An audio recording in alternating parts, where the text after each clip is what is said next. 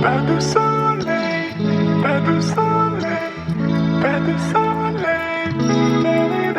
Alright, the finale for Uzumaki is out. And let me just say it, I'm kinda shocked. I believe it was a solid ending. And to get to that point, there was just great elements added into this episode. Whether it was tiny things like after breathing out, the spirals come out, or huge revelations and surprises. So we got a news group trying to discover what's going on with this town. And here we go, lone survivor who eventually meets up with Kiri and Shuichi. And after that huge storm, we finally get to take a look into what the town looks like, and it is decimated. It is over. And in episode 3, I was like, are they cooked? Are they actually gonna like do something? Are they gonna win? Is there anything to stop this spiral? And all of my questions got confirmed by the time I was looking at Shuichi's face, bro. Look at his face. He looks like season 4 Eren Yeager. And it's so defeating to see Shuichi this way. Like, he has done his absolute best to protect people from the spiral, and the only person he's really managed to save is Kiri on multiple occasions. But you could just tell that Shuichi's done with it. He's over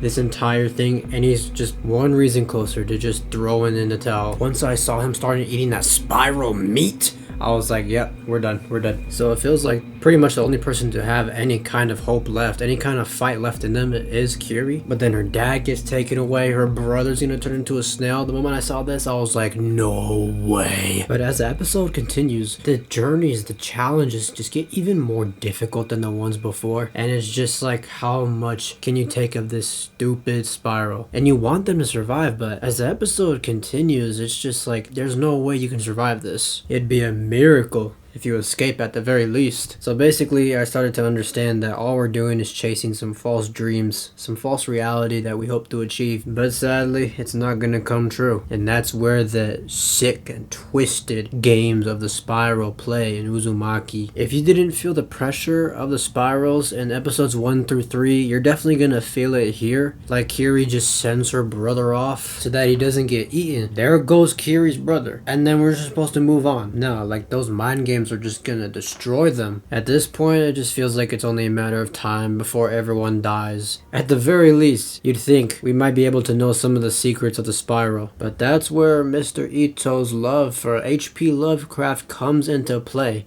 That's the whole point of Uzumaki, of trying to understand it. You're just gonna end up in a spiral yourself. Especially after, when they were talking about the spiral, they were like, why could nobody teach us about this? Was this preventable? Could we have survived? And all it was that Shuichi said that confirmed everything as to why we will never know anything about the spiral is that he specifically says there are probably people that have experienced this before but just could never record what happened. Because why? They died. So we're just inevitably watching their doom. Any chances of survival are doomed, as well as any knowledge they could pass down about the spiral. I haven't talked about the animation yet. It just feels like there are a lot of beautiful moments like that. Holy, that was a beautiful moment. And then it was just, yeah. But to be honest, I thought that there are more better moments here than in episode 3 and 2. So yeah, here they go. They're seeing the mitochondria of the freaking spiral. And the only thing they know is that they're the only ones who are privileged to see it, and that they're dead.